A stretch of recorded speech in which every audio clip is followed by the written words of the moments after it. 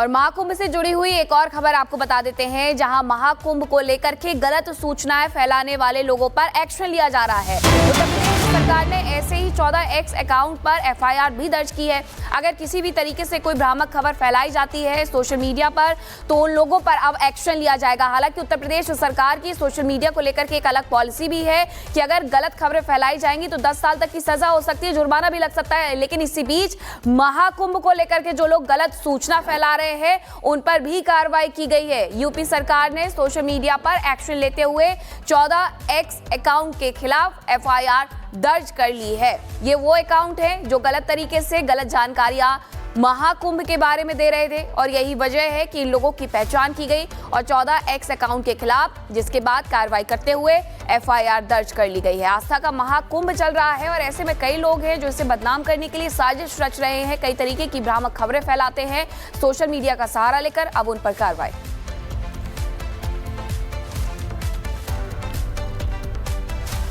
आस्था के महाकुंभ में सैलाब अभी भी थमने का नाम नहीं ले रहा है। तीनों अमृत स्नान समाप्त हो चुके हैं और ऐसे में लग रहा था कि अब भीड़ कम पहुंचेगी, लेकिन तीनों अमृत स्नान के बावजूद करोड़ों की संख्या में लोग अभी भी पहुंच रहे हैं आस्था की डुबकी त्रिवेणी संगम में लगाने के लिए। लेकिन इन सब के बीच भीड़ को उमड़ते देख अब नया रूट डाइवर्ट कर दिया गया है, नया रूट प्लान तैयार किया गया है। कौन कौन से वो रास्ते हैं जिन्हें डाइवर्ट किया गया है ताकि श्रद्धालुओं को किसी भी तरीके से परेशानी ना हो, इस रिपोर्ट में देखिए।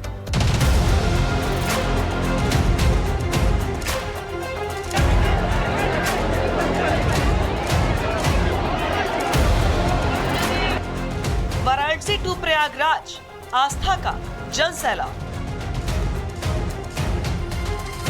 महाकुंभ में पावन स्नान, श्रद्धालुओं का उमड़ा सैलाब।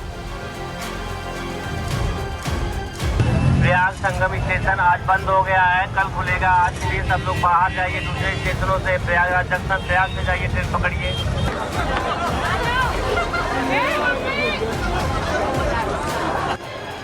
एक बार फिर से संगम नगरी में श्रद्धालुओं का जल सैलाब उमड़ पड़ा है। महाकुंभ क्षेत्र में श्रद्धालुओं की बढ़ती भीड़ के कारण सड़कें जाम, बस अड्डे भरे हुए और रूट डाइवर्ट किए गए, जिससे एक बार फिर एक्शन प्लान को लागू करना पड़ा है। रेलवे में बढ़ती भीड़ और सड़क मार्ग पर वाहनों का रेला देखने के बाद जिला प्रशासन को एक बार फिर से रूट डाइवर्जन का सहारा लेना पड़ा है। जगह जगह पुलिस और प्रशासन के अधिकारी मॉनिटरिंग कर रहे हैं। संगम स्टेशन आज बंद हो गया है, कल खुलेगा। आज के लिए सब लोग बाहर जाइए, दूसरे स्टेशनों से प्रयागराज जंक्शन प्रयाग से जाइए, ट्रेन पकड़िए। इस तरफ आपको हर वर्ग से लोग नजर आ रहे होंगे, चाहे महिलाएं हो, बुजुर्ग हो, पुरुष हो या स्त्रियां हो। वो हर एक वर्ग से लोग पहुंचे हुए हैं। छोटे छोटे बच्चे हर हर गंगे के नारे के साथ, जयकारे के साथ यहाँ पर लगातार पहुंच रहे हैं। अपने आप में ये विहंगम दृश्य है, अपने आप में नव्य और भव्य महाकुंभ की परिकल्पना जो है वो इसी भीड़ ने, इसी भक्ति भाव से सराबोर लोगों ने जो है वो पूर्ण की है। एक बार फिर से मैं आपको तस्वीर दिखा रही हूँ। यहाँ पर आपको नजर आ रहा होगा किस तरीके से जो संख्या है ये अतुलनीय है, अकल्पनीय है और लगातार ये संख्या बढ़ती ही जा रही है। 9 फरवरी आज हो चुकी है, अमृत स्नान पूर्ण हो चुके हैं, 12 तारीख को फिर से स्नान भी है। लेकिन उससे पहले ये भीड़ आपको दिखा देते हैं। जहाँ तक आपकी नज़र, जहाँ तक आपकी दृष्टि जाएगी वहाँ तक आपको सिर्फ और सिर्फ लोग नजर आएंगे जो कि भक्ति भाव में सराबोर है। श्रद्धालुओं की भीड़ को देखते हुए महाकुंभ क्षेत्र की सड़कों को डाइवर्ट किया गया है। जगह जगह पुलिस के जवान तैनात किए गए हैं।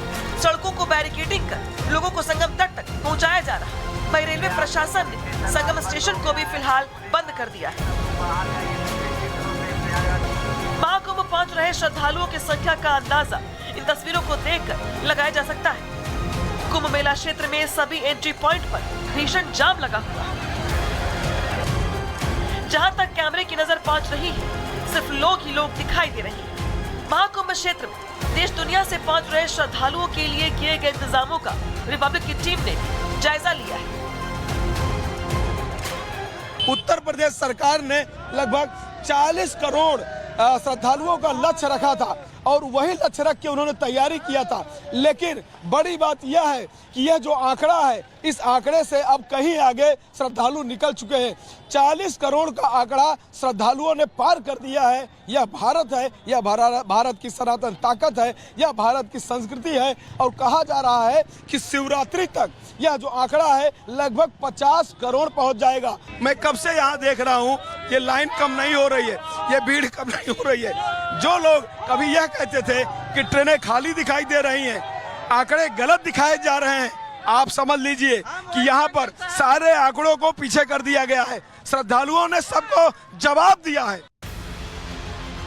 आम श्रद्धालु बड़ी संख्या में प्रयागराज महाकुंभ में पहुंच रहे हैं। श्रद्धालु हर हालत में प्रयागराज पहुंचने की कोशिश कर रहे हैं। वाराणसी से ऐसी ही तस्वीर सामने आई है, जहां महाकुंभ स्पेशल ट्रेन के इंजन में सैकड़ों लोग सवार हो गए। भीड़ ने ट्रेन के ड्राइवर की सीट पर भी कब्जा कर लिया।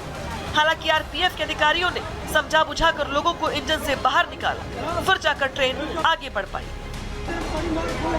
देश दुनिया से श्रद्धालु जहां प्रयागराज पहुंच रहे हैं, तो वही शुरू से ही महाकुंभ को लेकर सवाल खड़े करने वाले अखिलेश यादव भी सियासत करने से बाज नहीं आ रहे। माघ पूर्णिमा पर महाकुंभ में जुटे श्रद्धालुओं की भीड़ को लेकर प्रशासन द्वारा किए गए इंतजामों पर अखिलेश यादव ने सवाल खड़े कर योगी सरकार को घेरने की कोशिश की है। सोशल मीडिया एक्स पर पोस्ट कर अखिलेश यादव ने लिखा कि प्रयागराज महाकुंभ में फंसे करोड़ों श्रद्धालुओं के लिए तुरंत आपातकालीन व्यवस्थाएं लागू की जाए।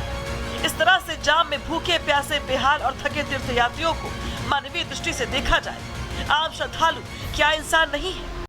सियासत चमकाने के लिए विपक्ष के नेता महाकुंभ की तैयारियों पर सवाल खड़े कर रहे हैं। वहीं महाकुंभ में रोज रोज नए रिकॉर्ड स्थापित हो रहे हैं।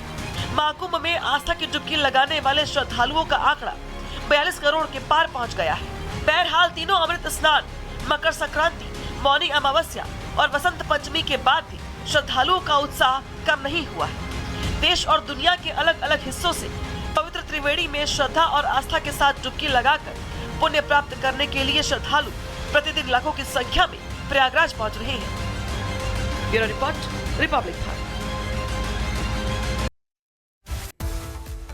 और तस्वीरें हम आपको दिखा रहे हैं, ये देखिए लाइव तस्वीरें आपके सामने, जहां पर आप ये ड्रोन शॉट देखेंगे कि किस तरीके से भक्तों का सैलाब संगम नगरी में उमड़ रहा है। और ये सभी भक्त आस्था की डुबकी लगाना चाहते हैं संगम नगरी में, महाकुंभ में, और चाहते हैं सनातन के उस रंग में रंगना जिसका संयोग पूरे 144 साल बाद बना है। तस्वीरें आपके सामने, तस्वीरें भव्य और खूबसूरत हैं, लेकिन उसके साथ ये भी दिखाती हैं कि किस तरीके से भारी संख्या में, करोड़ों की संख्या में श्रद्धालुगण संगम नगरी पहुंच रहे हैं और जहां पर व्यवस्थाएं भी की गई हैं।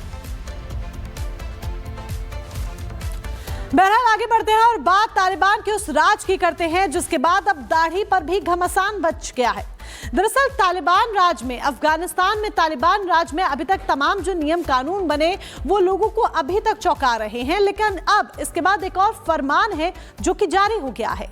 ये फरमान जारी हुआ है संयुक्त राष्ट्र के प्रतिनिधियों के लिए कि ना तो वो अपनी दाढ़ी कटवा सकते हैं और ना ही उसे सेट करवा सकते हैं।